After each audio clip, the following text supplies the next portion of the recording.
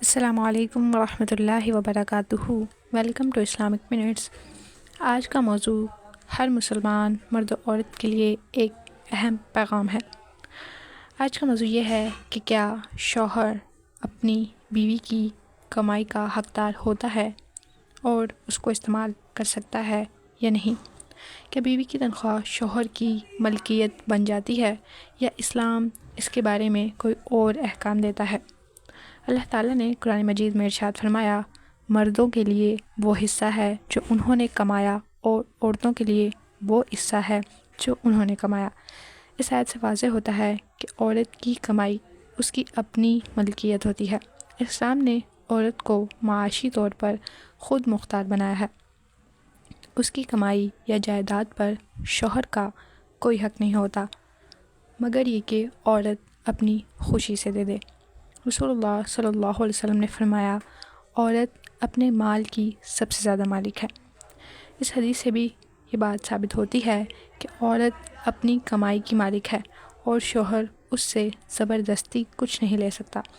حضرت عائشہ رضی اللہ عنہ سے روایت ہے کہ ایک عورت نبی کریم صلی اللہ علیہ وسلم کے پاس آئی اور کہا کہ میرا شوہر زبردستی میرے مال میں تصرف کرتا ہے۔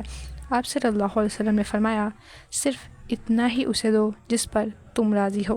اس سے معلوم ہوتا ہے کہ عورت کی رضا کے بغیر اس کے مال میں شوہر کا کوئی حق نہیں۔ امام ابو حنیفہ رحمہ اللہ فرماتے ہیں، عورت کی کمائی اس کی ذاتی ملکیت ہے، شوہر کو اس پر حق جتانے کا کوئی اختیار نہیں۔ شیخ ابن باز رحمہ اللہ فرماتے ہیں، اگر عورت کمانے والی ہے تو اس کی آمدنی اسی کی ہے، شوہر اس کا مالک نہیں ہے۔ بعض لوگ یہ سمجھتے ہیں کہ چونکہ شوہر گھر کا سربراہ ہے اس لیے بیوی کی کمائی پر بھی اس کا حق ہے، لیکن اسلام نے شوہر پر گھر کے اخراجات کی ذمہ داری ڈالی ہے، نہ کہ بیوی پر۔ قرآن پاک میں اللہ تعالیٰ نے ارشاد فرمایا، مرد عورتوں پر نگہبان ہے کیونکہ اللہ نے ایک کو دوسرے پر فضیلت دی ہے اور کیونکہ وہ اپنے مال خرچ کرتے ہیں۔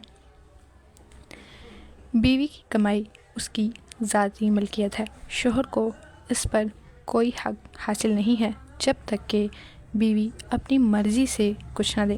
شوہر پر لازم ہے کہ وہ بیوی اور بچوں کے اخراجات پورے کرے۔